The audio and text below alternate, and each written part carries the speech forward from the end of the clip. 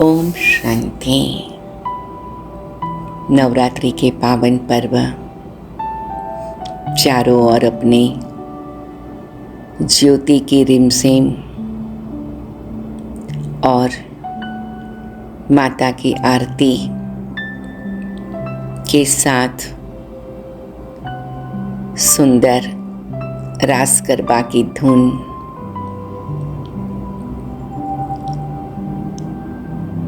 शक्तियों का साक्षात्कार, दिव्यता का अवतरण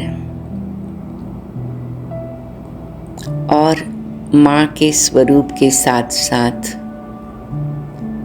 सर्व प्रकार की अलौकिकता का श्रृंगार अनुभव होता है। सभी देवियों के हाथ अलग अलग प्रकार के शस्त्र दिखाए हैं, लेकिन उन्हें कहा जाता है शिव शक्ति और माँ देवी दुर्गा के अलग अलग रूप। तो शक्ति के साथ साथ माँ का स्वरूप जुटा हुआ है, अर्थात ये देवियाँ शस्त्रों से सजी हुई है, लेकिन माँ के करुणामय, दयामय, स्नेहमय, क्षमामय, कल्याणमय, सभी के उद्धारमय रूप का भी समन्वय है। तो ये देवियाँ क्या करती हैं, जो माँ रूप में भी है और शस्त्रों से भी सजी हुई तैयार हैं। जब ये शिव शक्तियाँ, ये देवियाँ सर्वशक्तिवान परमात्मा से अपना योग लगाकर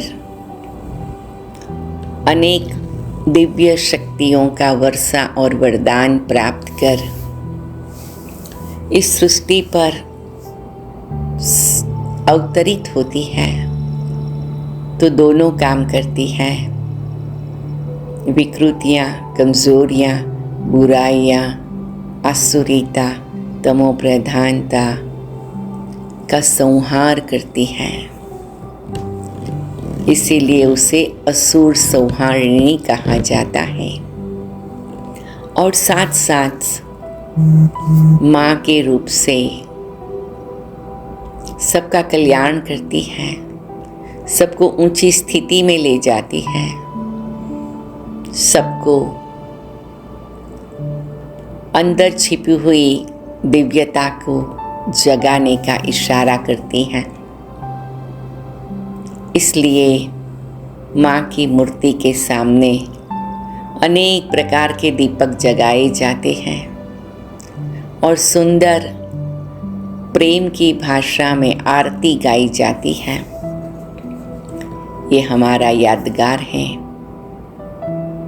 कि अनेकों आत्माओं की ज्योति हमने जगाने में मदद किया है। सर्वशक्तिवान जागती ज्योति परमात्मा शिव को हमने अपनी ज्योति जगाई और सभी अपनी ज्योति जगाए, आत्मा को पहचाने, आत्मा के दिव्य स्वरूप से अपना संबंध जोड़े। ये सच्ची नवरात्रि है। मन के अंदर की रात्रि को खत्म करना, मन के अंदर छिपी हुई शक्तियों का प्रकाश फैलाना और उस रोशनी में परमात्मा के साथ के संबंध से अपनी शक्ति और गुणों को खुद ही साक्षात अनुभव करना,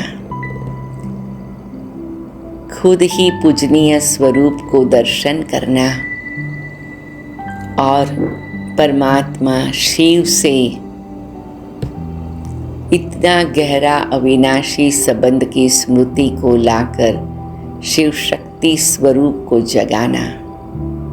ये नवरात्रि का आनंद है, सुख है ईश्वर से मिलन मनाने का, मंगल मिलन मनाने का, जिसके प्रतीकात्मक रूप में मंदिरों में आरती होती, दीपक जगाए जाते, चारों ओर रोशनी और प्रकाश होता और सुख और आनंद के प्रतीक के रूप में रास गरबा भी होता। ये यादगार है। ये देवियाँ आती हैं, दुख दर्द को पैदा करने वाले सब प्रकार के नेगेटिव भावों को, दे अभिमान को, विकृतियों को दिव्य शक्ति से खत्म करती हैं और संसार में फिर से गीत, संगीत और आनंद का वातावरण पैदा करती है। आइए नवरात्रि में क्या उपवास करें। नवरात्रि के समय बहुत से भक्त आत्माएं अनेक प्रकार का भोजन का व्रत रखते हैं, अनेक प्रकार की पवित्रता की धारणा रखते हैं, अनेक प्रकार के मौन को धारण कर अपने आप को शिव शक्ति माँ देवी को समर्पित करते हैं। एक है बाह्य स्वरूप, दूसरा है आंतरिक स्वरूप, रूहानी स्वरूप, आत्मिक स्वरूप।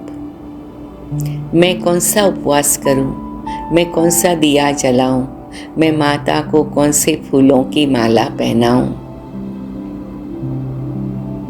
मैं कौन सा दान पुण्य करूं।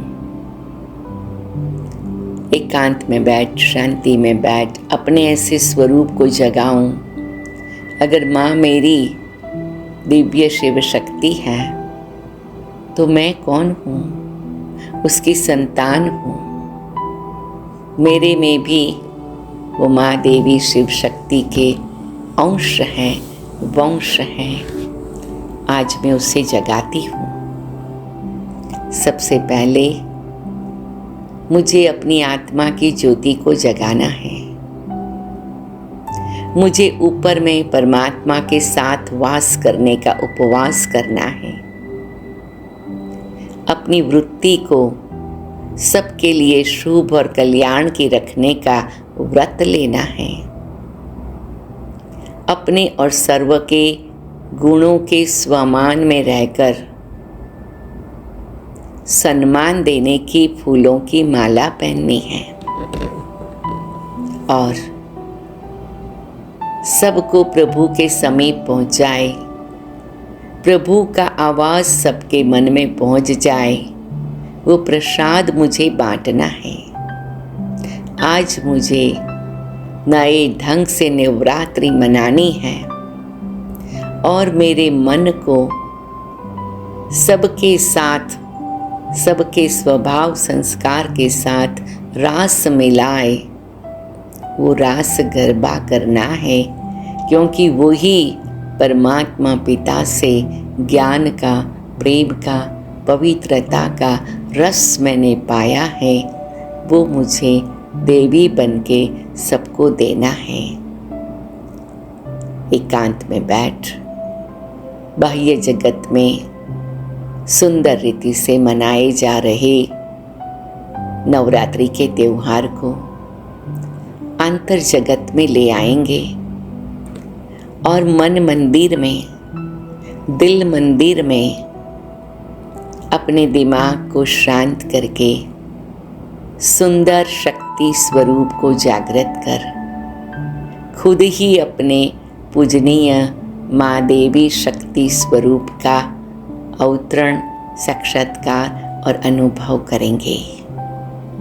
हम सभी मिलके अपने मन से इतना सुंदर ध्यान करेंगे कि अपनी अंदर की सभी गुण और शक्तियों की देवी को प्रकट करेंगे।